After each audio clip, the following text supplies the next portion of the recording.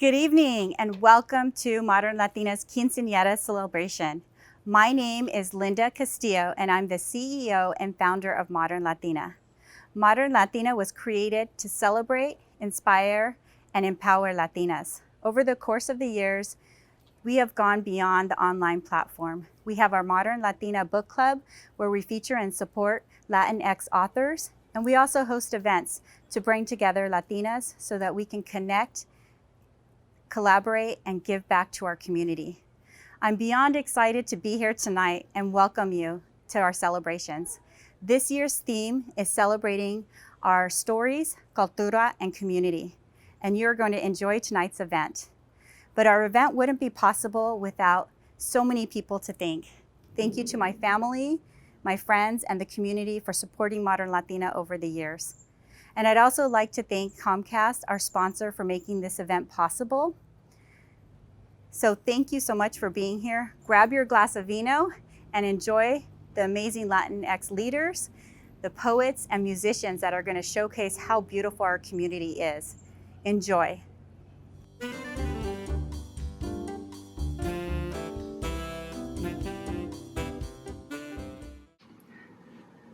Hola, ¿qué tal? My name is Esther Pagan.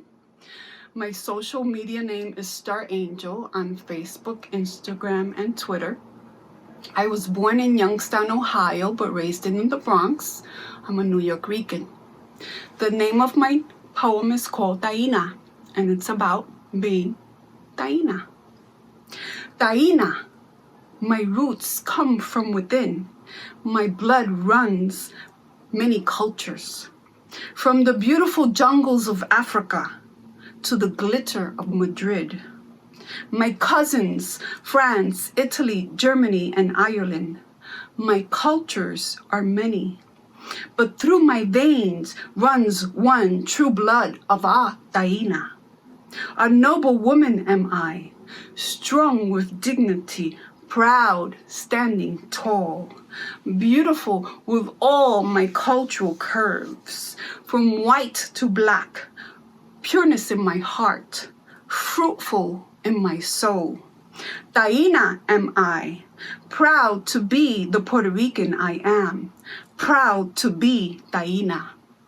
The skin tones, the sounds, the smells, the laughter, all flow rhythmically.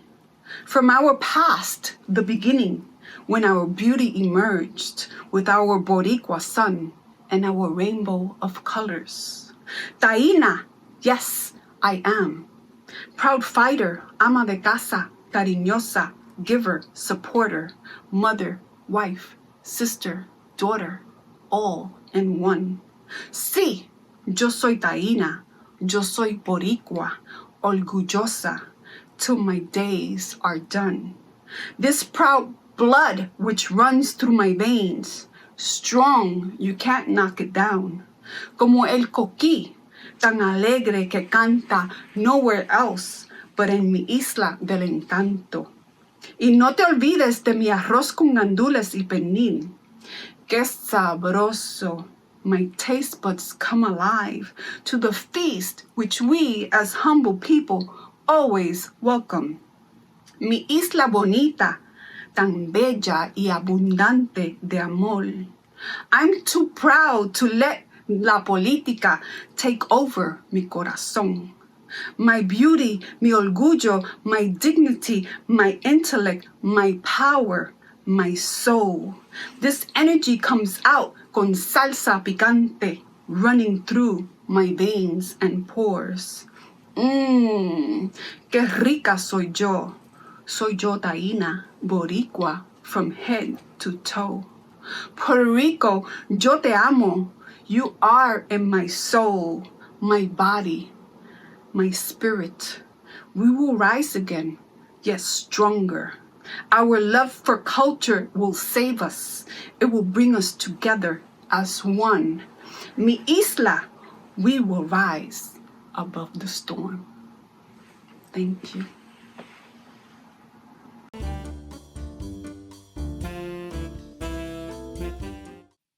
Hi, I'm Carmen Milagro, and I'm coming to you from North Beach in San Francisco.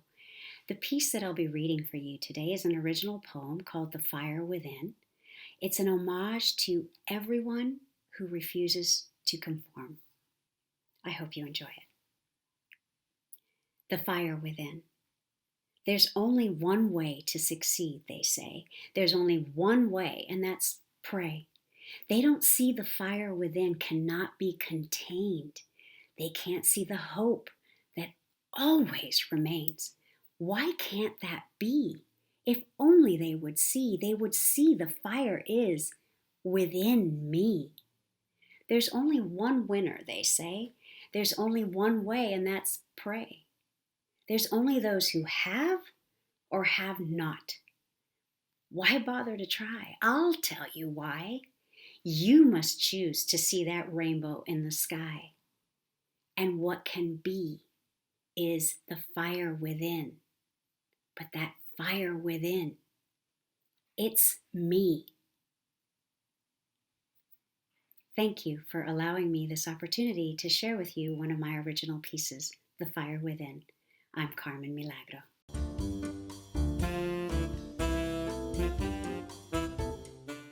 Hola, mi nombre es Yana Samuel Garcia. My pronouns are she, her, hers, ella, and my two hometowns are Salinas, California, and Michoacán, Mexico.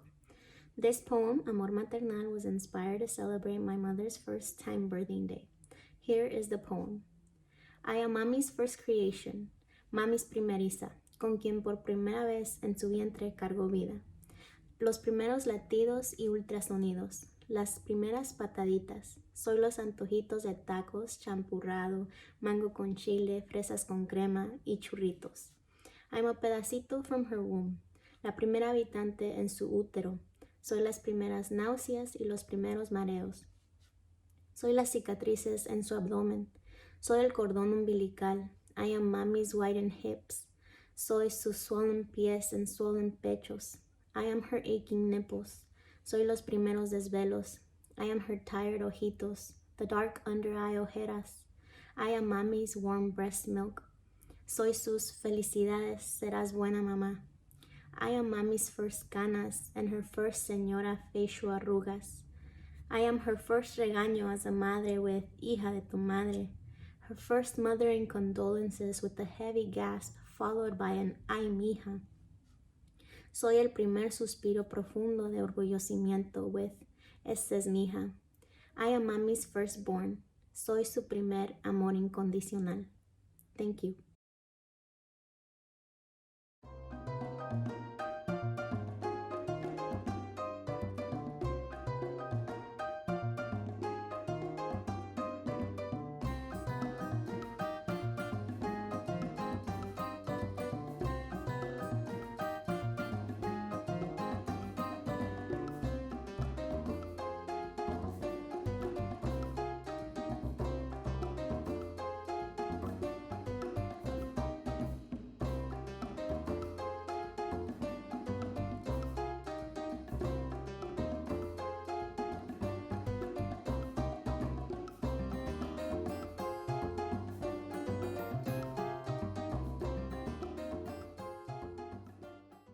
I can't express how grateful I am to have been chosen for this recognition. I would like to send a heartfelt gracias to Linda Castillo and her team at Modern Latina for choosing me as the recipient of the Madre Award in celebration of their Quinceañera. I grew up as a single child with half-brothers in another state, and as long as I can remember, I always wanted siblings. Since I was little, I imagined being a mother of 5. Well, I came pretty close. I have a full household with my mother who lives with us and is 92 years young, my husband Frank, who many of you know, and our 3 beautiful girls, Alia is 17, Myla is 15, and Bria is 13. Dreaming of being a mom didn't prepare me for the ups and downs that we experience in parenthood. It's like a roller coaster. You jump in the seat, buckle up, and you shoot off. There are unexpected twists and turns that are both exhilarating and sometimes scary. Our scariest moment was when we almost lost my middle daughter, Myla, at 5 months of age. She was born healthy, but for some unknown reason, she aspirated while I was nursing her. I had her in a carrier, and I had thought she'd gone to sleep. When I took her out of the carrier, she was unconscious. I was a former EMT, so I administered CPR immediately. Tragically, the damage to her brain was extensive due to the extended time without oxygen in her brain. Myla is unable to walk, talk, or eat by mouth, but she's extremely charismatic and the strongest person that I know. If you follow us on social media and you see our family pictures, you'll see that Myla usually is the one with the biggest smile. I want to let you know that I am so grateful for all our friends who have taken care of her to provide respite for us when we needed it. We're also blessed to have an amazing healthcare system here in Santa Clara County, and her doctors have been like family to us, very loving and caring, and they help to keep her healthy. And I would be remiss if I didn't thank my mother and Frank, who actually nominated me for this award. I could not have the strength and resiliency to be the person I am today without their support. So what makes a good mom? In preparing for this speech, I asked my girls independently, what makes me a good mom? Surprisingly, they gave the same answer. They said, you feed and take care of us and help us solve our problems. That was it, nothing else. I thought they would say, we think you're a great mom because you buy us stuff, you take us on family outings and so many trips. But that wasn't what really mattered to them. It was just the basics. So I wanted to share this with you tonight with the moms, dads, tios, and tias, and abuelitos to take to heart that children in our lives love us for just being there and just taking care of the basics. The memories that they will carry for the rest of their lives will be that you were there for them. And that's what really matters. I accept this award and dedicate it to my colleagues in healthcare who, like myself, have faced the biggest work challenge in our lifetimes with the COVID-19 pandemic. We work endless hours to take care of others, and then we come home and we have to fight through that fatigue. And we are tutors, cooks, counselors, webmasters, and madres. Thank you again, Modern Latina, for choosing me as the Madre recipient. I am extremely honored, and I want to congratulate you on your Quinceañera. Thank you.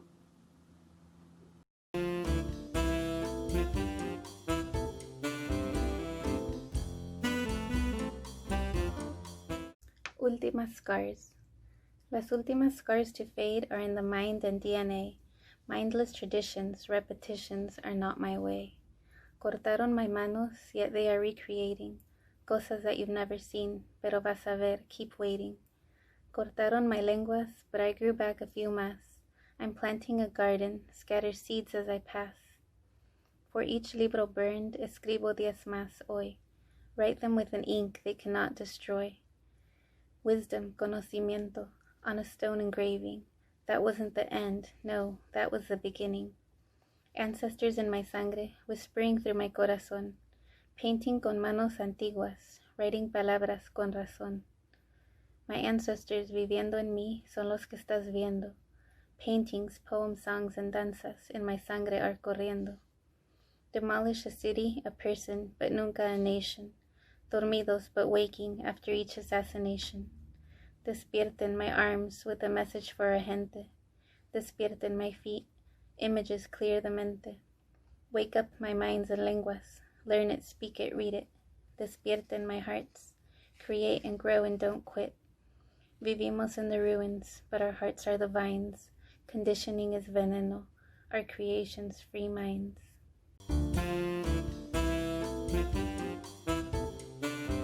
Poema by G. Billy Quijano, Palabra Mujer.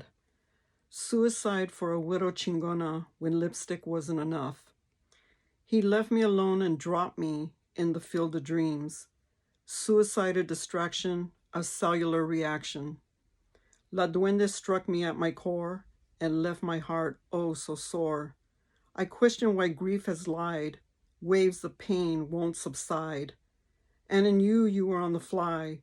You are not my friend, but oh my, are you sly. You must never hide, otherwise I will never see him in the high. His warm kisses, his whispers in the trees, my walk sways and struts with the divine in me. The lacy pattern of salt in the sea, La Sirena calls to me. her teal blue waves caressing my eyes and caressing my thighs. Intoxicated by love, my third eye split. Through all my grief, my heart is lit. My soul is singing and my spirit won't quit. And what the water taught me brings beauty, joy, and bliss. And the world will come to me with a splendid kiss.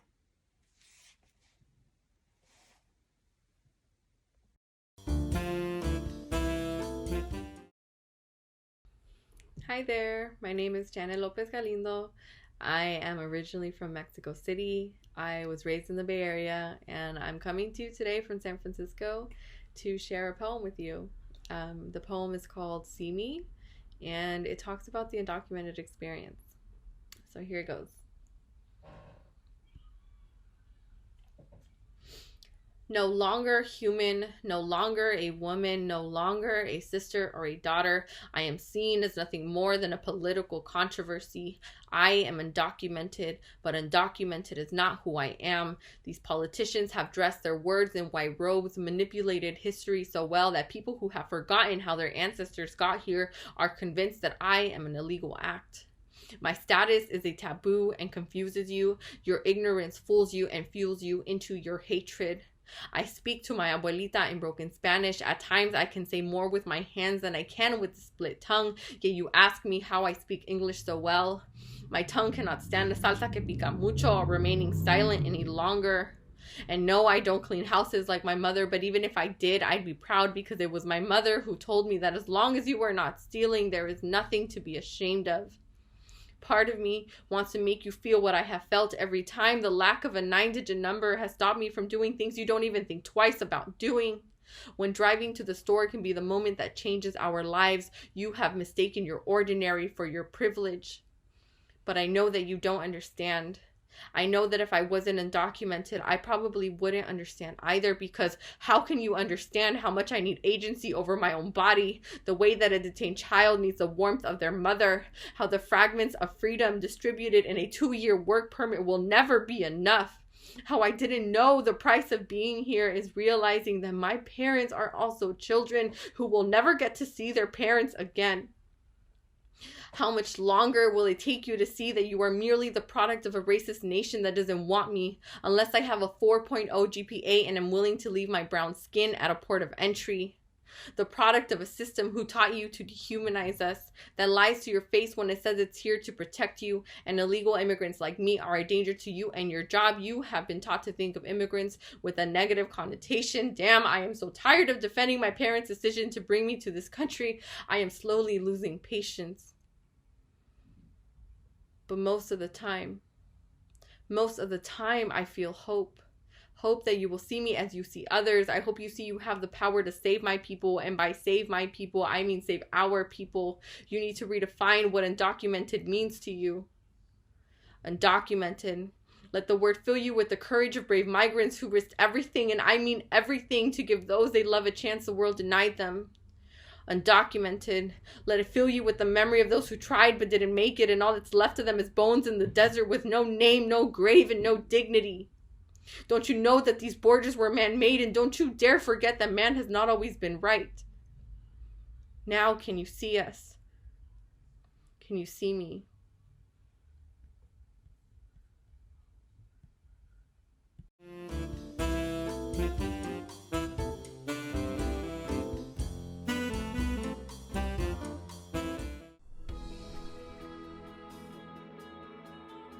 "2020 has been marked with unpredictability and uncertainty, but we've also witnessed resilience, courage, and strength in the face of numerous challenges.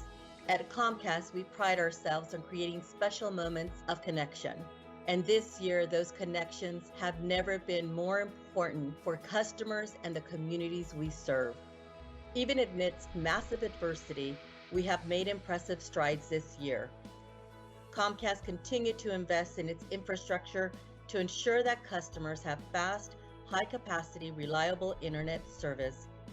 We recently announced a $15 million investment to enhance and expand our internet infrastructure in Modesto, benefiting more than 2,000 local businesses.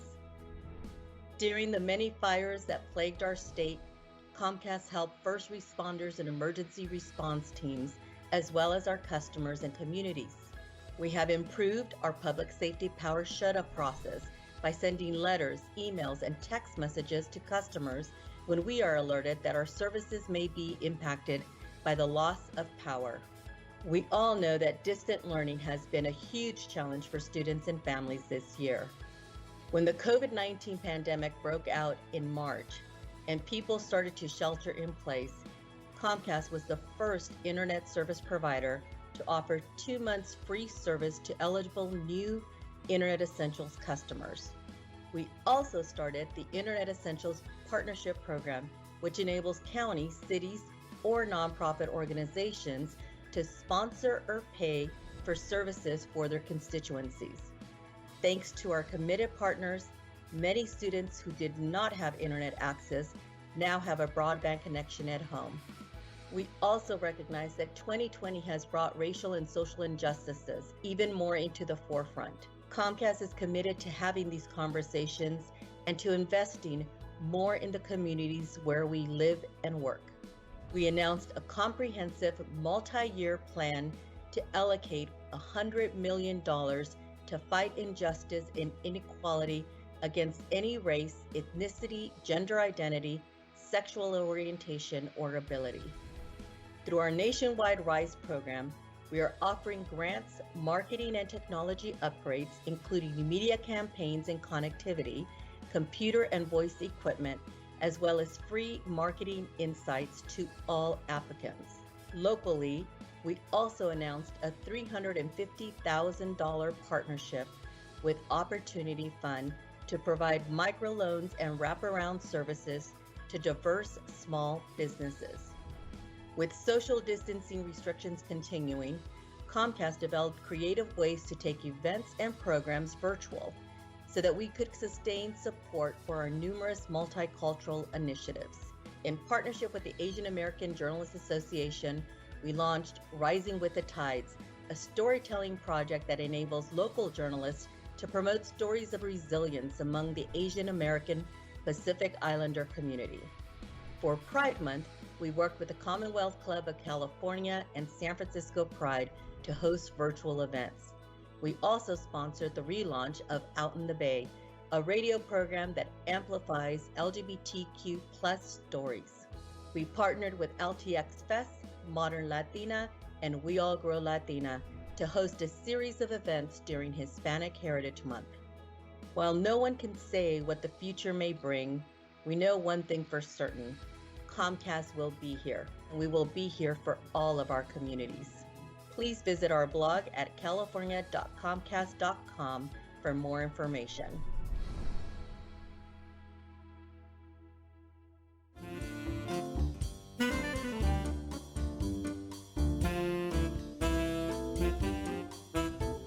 Hola, I'm Rosanna Alvarez, and I'm here with Modern Latina magazine celebrating their Quinceañera. And it is an honor, and a beautiful one at that, to be here at Chacho's in Morgan Hill with this beautiful mural in the background. Tremendous art. Francisco Franco is the artist and talent behind that work. And this is indeed the most beautiful space to be here in the company of such greatness. A Chingona indeed, and the recipient of Modern Latina's Chingona Award in honor of its Quinceañera. Thank you for having me. Great. What an And honor to be here with y'all. it's always an honor to sit in conversation with you, and I'm looking forward to hearing a little bit more about your story. And for folks who don't know about your story, or the whole range of what your story is, because truly you live life Chingona always. I'm pretty sure, you probably came into this world Chingona and the work followed. And so for folks who don't know, you started Dreamers Road back in 2014. The idea began in 2014. I went into a competition, but it wasn't launched officially until 2016. Amazing. Yeah. So 2014, probably had done so much homework leading up to then. Yes. And then 2016, it becomes a reality, and you're helping folks find resources, I think scholarships for undocumented dreamers, right? Who That is correct. oftentimes are not eligible for certain things that should just be a given, right? For people who have put so much work into the dream of making education obtainable reality. That's right. So necessary work. Thank you. So we're here today because you are the recipient of Modern Latinas Quinceañera Chingona Award. And there's so much that we could talk about, but I wanted to start a little bit with just what inspires your entrepreneurship. And it's not just entrepreneurship, starting a business, and that's that. It's this social entrepreneurship. So this entrepreneurship for good, right? For making the world a better place. Yeah. Could you talk a little bit more about your inspiration? Definitely. Yeah, so as you mentioned, right? So I'm an immigrant from Mexico. I came here when I was 4 years old. Family of the youngest of 11, so a very big Mexican family. But the first one to really kind of have that opportunity to go to school here. My brothers and sisters came when they were a little older. They kind of went to high school for a little bit, but eventually dropped out. So for me, education was very different and very important. I would kind of see like, oh, if you went to college, like your life is like this. If you didn't go to college, your life is going to be like this. And I think for me growing up, there was a lot of instability. And for me to confirm or assert myself that I was going to be stable was that I needed to go to college.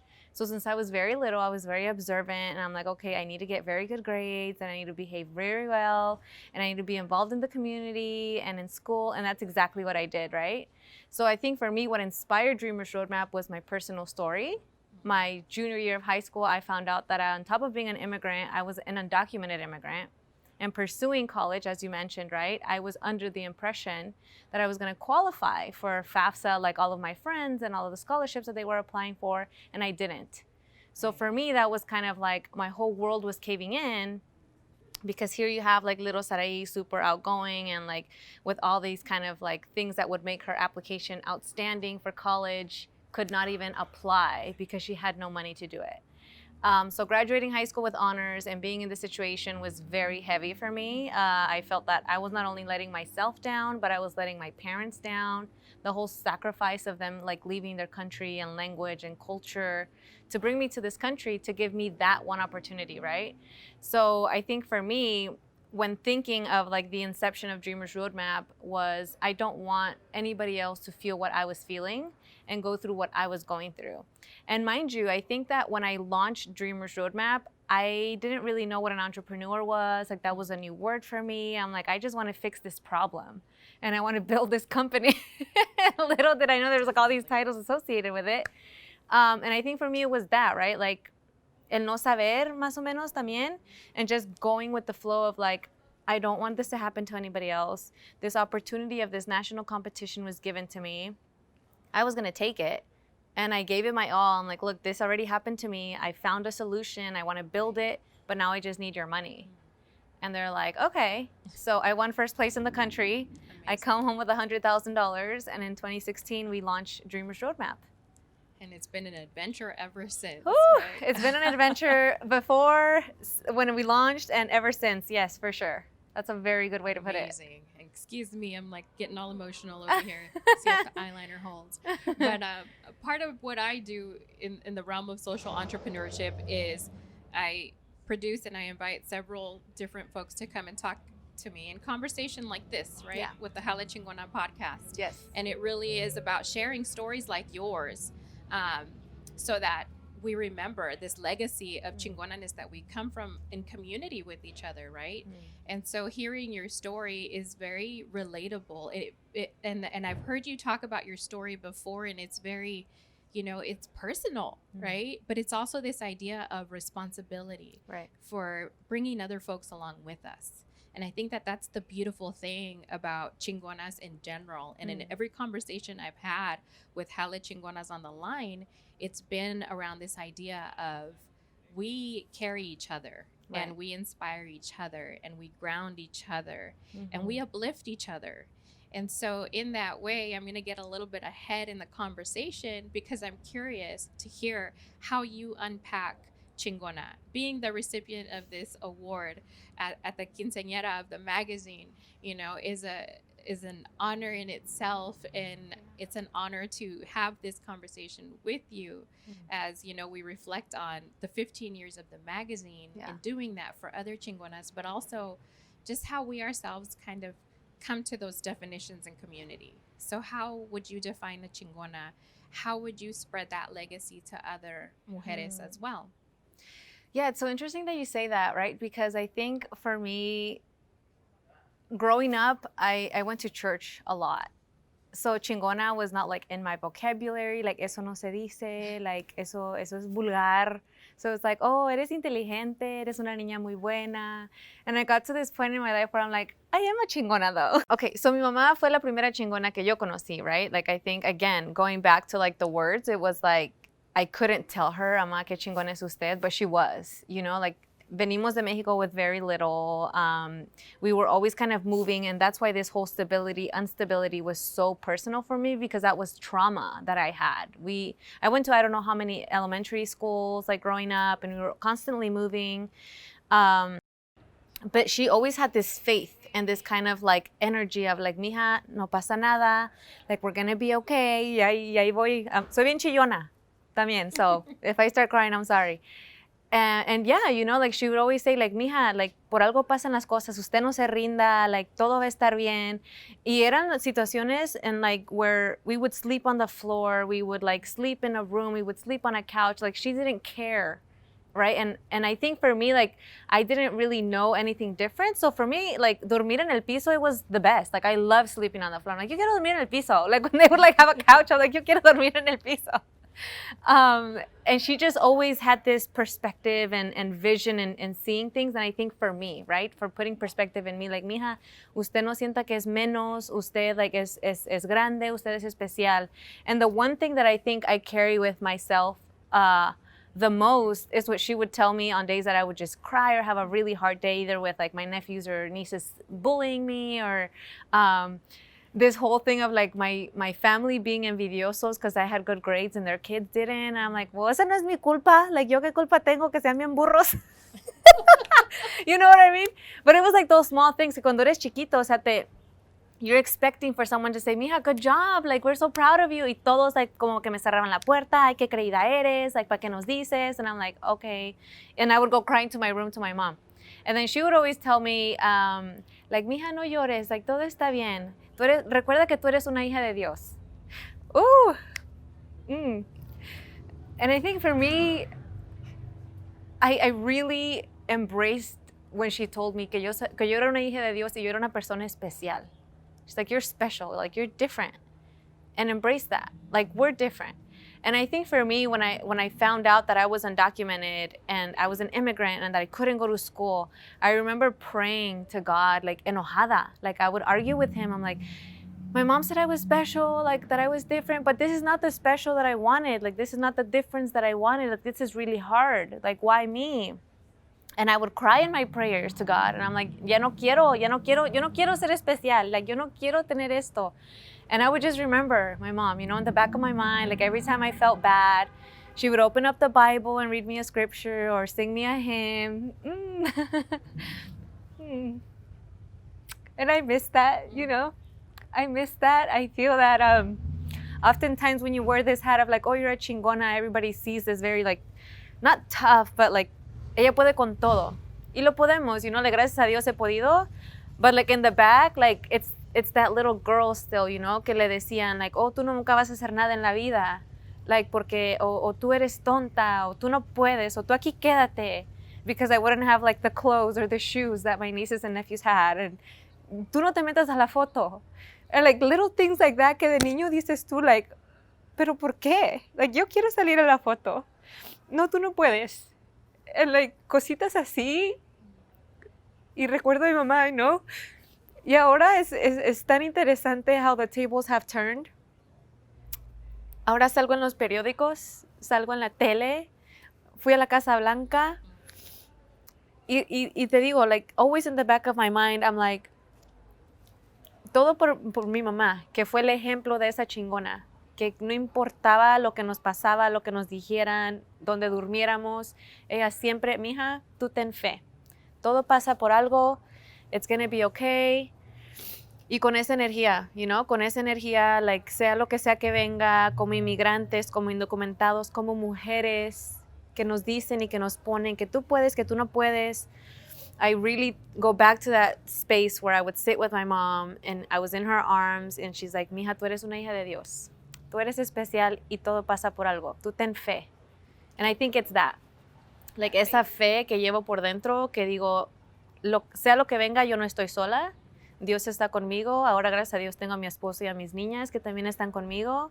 Mis papás están en México. Mi papá falleció hace 4 años. Mi mamá todavía está en México, pero ella todavía la llevo con mi corazón.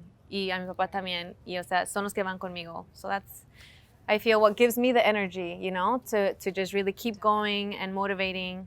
And I think to your point even of like, just remembering where we come from and the situations and things that we've lived through that really teach us to want to create that change. And I think it was that, like that little girl that was pushed out of the picture. It's like, nobody should feel that. No one should go through that. Like, what can I do to fix it? So I think it was that mindset of like, Sarahi, you're a fixer, you're a doer, you're a builder. And really telling myself that, because nobody but my mom would tell me that. Right. Ni en la escuela, o sea, ¿me entiendes? So it was like really, really believing, porque muchas veces yo siento que como latinos o como mujeres, we're like, oh no, tú ten los babies y en la casa y es todo. And it's like, no, but I'm much more than that. So much more than that. Yeah. Right? And you come from so much more than that. Yes. Y tu mamá también dio ese ejemplo of being so much more than that, right? Yeah. As in, that in itself, being a mom, definitely has its place of honor and elevation. Oh, yes. And still, I think the majority of us women can relate to this idea that, when we're talking about our Chingona moms, that we see them as our moms, but we also see them as so much more. Right. And that we are an extension of that legacy. And I think you've had a phenomenal journey, and hearing your story just reminds me that, when I talk to folks, I always ask them, and I didn't ask you, but you still answered it in this way, who do you come from and who do you carry with you in this work? And simply by asking you how you unpack Chingonaness, you went there. And I appreciate it on so many levels, because it speaks to this idea that we are so many things in the result of so many people's struggles, right. And that we carry our former childhood selves into this work in trying to make things better for other people. Yes. And so that brings me to the work you've been engaging in and with in this present moment, right? During the pandemic, during COVID-19, during a time that is tremendously taxing on all of us, right, collectively. Yeah. And knowing that there are some of us who come into this world ready to do and ready to figure things out, and are not content with just, sitting at home and saying, I've done great work and, the rest will work itself out. We're constantly figuring out, how do we carry community with us, right? How do we bring to life that legacy of everything you just talked about? And you've been doing the first of the month? Yes. That's now become this bigger thing than you had even started, right? Yeah. Because I think if I remember correctly, the goal was to raise $1 million to help with folks who weren't able to cover their entire rent and or basic needs. Yes. And you've done quite a few things, including, collect supplies for farm workers and join some of those other farm worker caravan movements that have been happening. But if you could talk a little bit more about that, I would love to hear how you connect it to the ongoing thread of your work and to your story. Definitely. And to that spirit of faith and the lecciones that came through from your mama and that entire context también. Yeah, definitely. Yeah, so when the pandemic hit, I think like all of us, right, it just kind of, at least personally, I was like kind of in shock. I'm like, is this like real? Are we really having to stay home and not going anywhere? And I think for me, one of the first triggers I think that came was the undocumented community, right? Like now I'm a legal permanent resident. I have a little bit more privilege, but I was thinking right away, like my husband got laid off and he right away came home and applied for unemployment. I'm like, oh, cool. But what about everybody else? What about that dishwasher? What about that house cleaner, that, you know, that hotel service person that's coming home. They were stripped from their job because we had that shutdown, and then all these places started to close and people weren't at home. And what's their lifeline? Like, who are they? And they live paycheck to paycheck. Like, I feel like we do too, but we had that lifeline of like, oh, unemployment, and oh, that stimulus check that came in the mail. And I just couldn't sit there. I just couldn't sit with the thought of like how comfortable we are and what about them, right? And I think thinking about my students, right? Like, my students are still undocumented students pursuing higher ed, their families, their parents. So I talked to a couple friends and I was like, hey, like, are you guys down to like fundraise money outside of our own organizations? It still aligns with our mission, but to pay these folks like full rent because they really have nowhere else to get money from. And yeah, Cafeteria came on board and Live in Peace came on board. And then we had this like magical, I call him like our unicorn, like Howard, like this guy that was introduced by a mutual friend to us. And in 15 days, we raised $1 million. And I was like, this is wild. And even like just the $1 million, they're like, Sarahi, that's a lot. Like, I don't think, I'm like, what do you mean you don't think we could raise $1 million? We're in the Silicon Valley. Like, how can we not? And to me, honestly, I was like, this is a modest ask, you guys. And they were all kind of like freaking out, like, Sarahi, that's a little too much. Like, you're a little crazy. I'm like, yeah, I am crazy. Like, that kind of, but that's what we have to do. I think it's totally doable. So when we reached the goal in 15 days, I'm like, we have to keep going. We have to raise more money. And yeah, you've since doubled that goal, right? We doubled and a little bit extra. We were able to raise, I think, 2.4, 2.5 million total. Amazing. To date. And yeah, we've been able to help more than 350 families pay their, we were initially just going to do 3 months for each family that we got. So it was only originally going to be for 150 families, and then we just kept getting more money, and we extended the help and then added more families. And it was just wonderful. You know, when the families would come and pick up their checks, oof, like, it was so emotional. Some of them would like literally were crying since they were waiting in line to get their check. They're just like, ¿por qué? Like, ¿cómo me encontraron? Like, ¿por qué me lo están dando? ¿Qué quieren a cambio? And I was like, no, nada. Like, solo les queremos ayudar. Like, su hijo es mi estudiante y les queremos ayudar. And they were just in shock. They're like, ¿le firmo algo? Like, ¿qué quiere? I'm like, no. I mean, solo que le estamos dando el cheque. But they didn't understand, right? And I think for me, that was another like testament on like, our people don't expect anything to be handed to them. Right. You know, we work for what we have and we work for what we get. So for us to come from the sidelines and be like, aquí tiene un cheque para que pague su renta y que no se preocupe de eso y le pueda dar de comer a sus hijos, they were just kind of like, why? Right. Right. So yeah, you know, like, I just feel honored and blessed to have friends that go with the flow of my wild ideas. Because at the end of the day, we're benefiting to keep our essential workers with a house, a roof over their head. And again, these families that ask for nothing, give so much to this country, are the backbone of this country. And I feel like in this specific moment, when everyone was closing the doors on them, we opened the gates and we're like, venga, like, we're here to help you. So and you made it simple for them, right? Because in super the simple. context of work, they're always hustling, working hard. Sí. Sometimes 3 jobs, right? Mhm.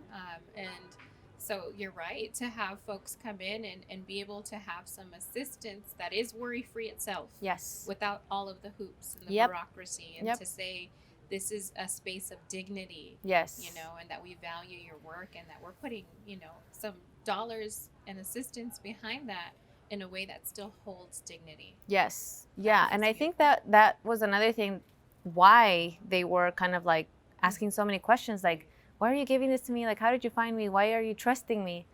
I'm like, because I am you. Right. I was in your shoes. I almost lost my house. I was homeless for a minute after my parents left and I stayed behind. I'm like, I don't need to ask you all these questions. Right. I know that when basically shit hits the fan, like, you really have nothing else to turn to or no one else to turn to. So I'm like, I get it. I don't have to ask you. Like, I trust when you tell me you need money for rent, I'm trusting you because I was there too, and I wish someone would have trusted me or gave me a helping hand and said, Sarahi, are you okay? And that you as a human being are worthy of that trust and dignity. Hmm. And that, I think, is a byproduct of how you approach the work, right? Yes. Of coming to the table with people is very different from coming with an expectation that you were there helping with this different kind of dynamic. And so there's something about feeling like you're helping familia Yeah. that I think lends itself to that sense of dignity in the work that you do with the folks you do it with, right? Yes, definitely. And speaking of dignity, and I'm thinking about some of what you shared when we were unpacking Chingonaness, and you were talking about your mom and that legacy and that community.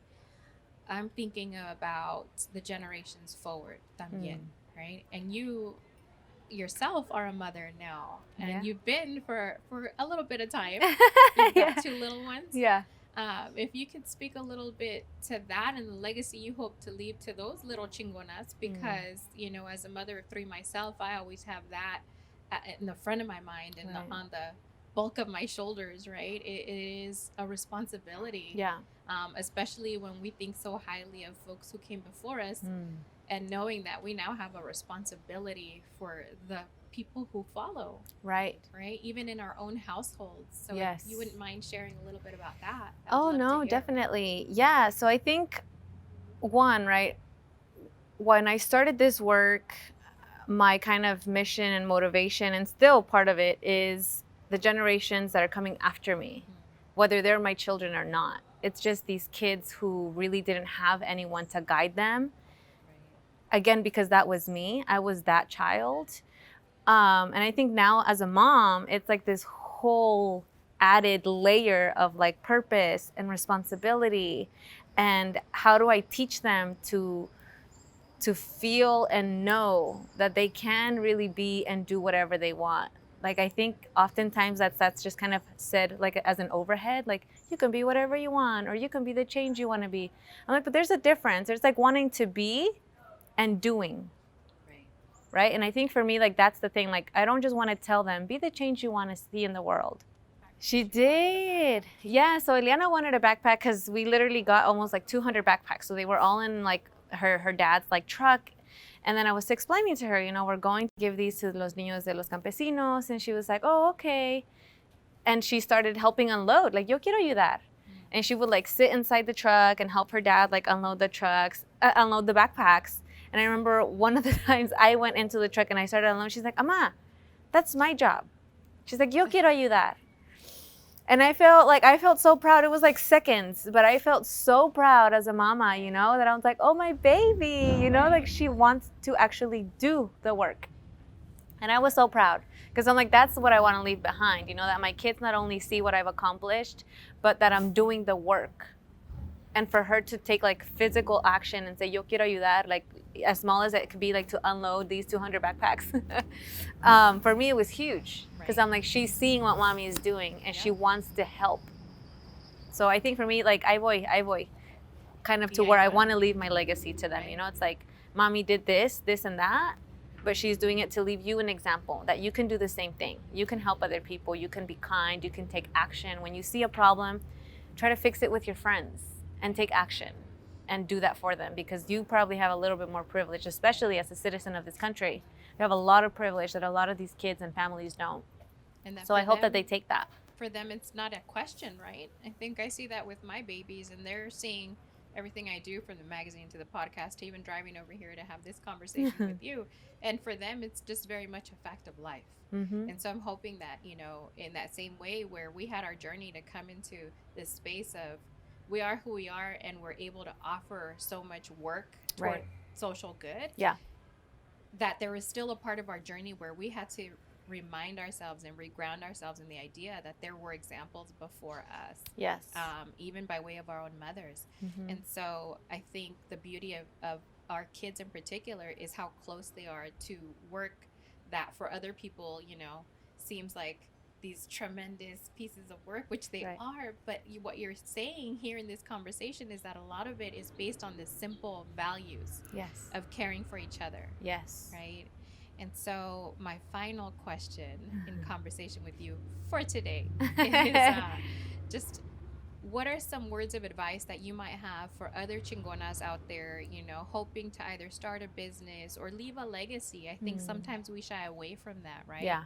And if anything was made evident here is that folks like our parents who maybe were never asked that question have in fact left a legacy for us. Right. And so what lessons or words of advice or consejo might you have for other chingonas out there hearing these words? Yeah, I think that first and foremost is to lead with love, right? Like a friend of mine started his like firm not too long ago, and that's what he titled it. I'm like, I love it. Like it's so simple, Right. but it's so powerful. Like everything that I do lo hago de corazón. Like lo hago porque yo amo like hacer servicio a los demás. Like amo a la gente, amo a ver que la gente se progrese. Right. Porque de qué sirve like que solo uno, ¿me entiendes? Llega a la final. Like it's not fun to be at the end by yourself. The thing is to bring the party with you, bring Right. folks with you. So I think for me it's that, right? Like one, lead from the heart, lead with love. Two is really surround yourself by people who believe in you and really want to see you succeed. Porque desafortunadamente, and it's getting better, we're getting better. En nuestra comunidad hay mucha envidia. Right. It's like, oh, ves a alguien, and instead of being like, wow, qué chingón, like, they have their restaurant, like, qué padre, like, son latinos, si acaso inmigrantes, like, no sé la historia, but I'll get it one day. Qué chingón, like, ¿en qué les puedo ayudar? Like, should I give you a shout out on Instagram? Like, how can I help you? Right. En vez de decir, like, ay, pues mira ya, they got the restaurant, pues ya se creen. y suele pasar, y es muy feo. Entonces, the second thing is like when there's like a saying que otra amiga mía dice that it's like when one grows, we all grow. Right. Like let's help uplift each other. Let's not suppress each other. Porque solo así vamos a salir como comunidad, you know what I mean? And then I think the third is, so one, lead with love. Two, surround yourself by people that love you and support you and uplift each other.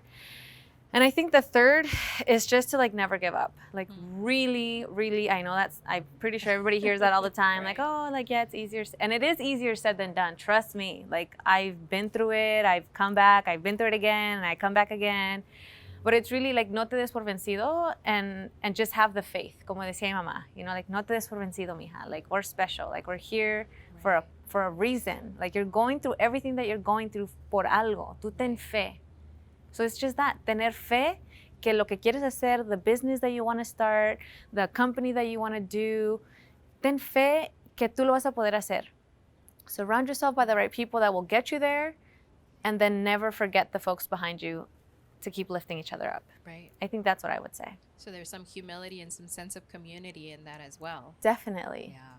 Beautiful. So me están queriendo escapar las lágrimas, pero me las voy a aguantar. But it's been beautiful to have, shared space, especially during this time. And I love that we got some time to sit together and have this conversation with folks bearing witness to it and hearing some of that journey and hearing how just multifaceted, multi-layered that you yourself are, and that there, even amidst all of that, this sense of very simple things in life, family, faith, community, care and love, and the heart that goes into your hustle. Yeah. And it's always beautiful to hear firsthand from people how they articulate that to us in a very generous way, in a very loving way. And if there's anything to be said about your spirit of chingonaness, it's that it is definitely one of giving and one of cariño and one of corazón. And so thank you for that, and for the reminder for all of us to keep at it, right? Yeah.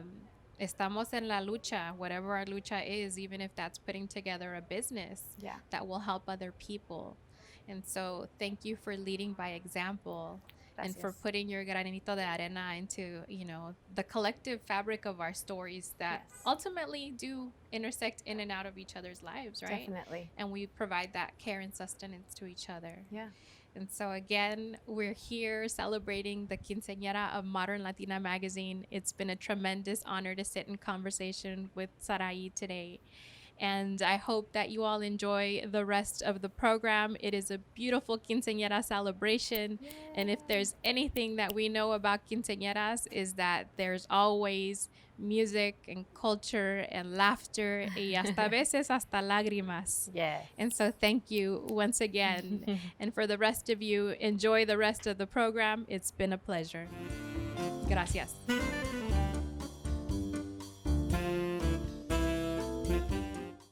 Hola, my name is Diana Medina. I am a program director at a nonprofit organization, storyteller and poet, first generation Mexican American, born and raised in Los Angeles, California, currently living in Sacramento, and this is my poem, World War III.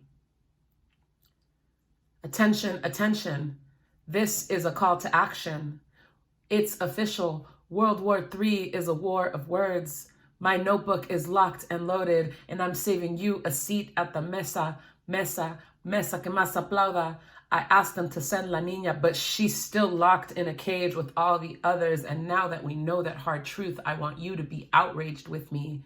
I want you to pray with me. Pray for the babies in the cages with me. Pray for their mommies and papis with me. Pray for the refugees fleeing war with me. Pray for the folks drowning in student loan debt with me. Pray for the third grade reading scores in the hood to rise with me. Pray for Mother Earth with me. I want you to use your imagination de colores with me. Let's take over this world like a Pinky and the Brain style scheme to fix society. I want you to write things into existence with me. I want you to tell other people your dreams with me. I want you to put on your pilas with me. I want you to manifest some magical shit with me, because these people of no color keep putting sour cream on our cultures and it's pissing me off. I want you to be pissed off with me. I want you to embrace your duality. Be both Mac Daddy and Daddy Mac with me. Say words that will make you jump, jump with me. Say words like what the fuck with me. Say words like fuck Donald Trump with me. Say words like si se puede with me. Say words like Black Lives Matter with me. Say them over and over until the revolution is a reality. Bang on tables, knock on doors and stomp your feet with me. Organize and storm the beaches of white supremacy. Tell them my parents didn't cross borders to build a life here so they could fuck with me. Tell them over and over until we manifest our destiny. Tell them we matter. Tell them we exist. Tell them the carne asada awakening is gonna be lit. There will be soul food for the people. Tacos with a side of truth. Rice with a side of resistance. Beans with benefits. Café con consciousness. Pan con possibilities. Everyone is invited. We are clearly soldiers with papers and pens. Dauntless crusaders hustling to make America free again. Our ancestors will adore us, standing hand in hand with our children's children. They will sing in grateful chorus. Hey, where the party at? Transformation came, we need a party hat. You and your pens fought for all of that. Well done, well done. And when we hear them, our hearts will burst like rivers of living poetry flowing. What a tear-filled sight it will be to see our comunidades finally thriving, growing, all because of what we did today. Now I want you to repeat after me so the world can hear us. We pledge abundance to our hearts. We are the United States of America. And to our ancestors with whom we stand, one nation, ready to heal, indestructible, with clarity and compassion for all. Gracias.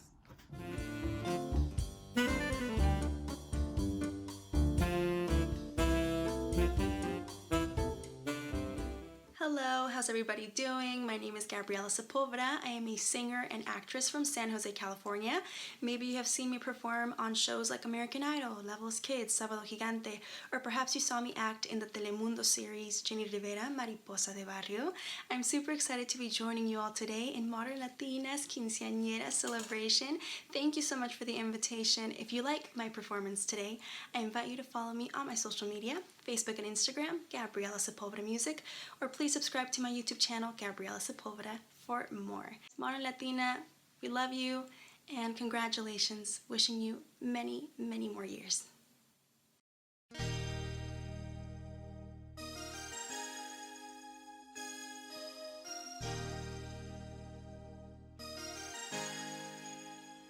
Yo no sé por ¿Por qué me siento hoy tan diferente? ¿Por qué no quiero nada con la gente? ¿Qué será? Yo no sé. ¿Por qué mi cuerpo cambia día con día? Siento que yo ya no soy la misma. ¿Qué será? ¿Qué será? Ahora despierta la mujer que en mí dormía y poco a poco se muere la niña. Empieza la aventura de la vida. Ahora me enciende como un sol la primavera. Mis sueños se convierten en promesas. Me cambia el corazón de quinceañera. Yo no sé por qué mi cuerpo cambia día con día. Siento que yo ya no soy la misma. ¿Qué será? ¿Qué será?